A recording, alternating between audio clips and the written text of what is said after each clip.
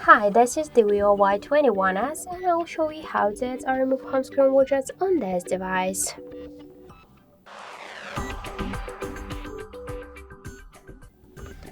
So first, hold for a while home screen with your finger and then you'll see here the widgets icon.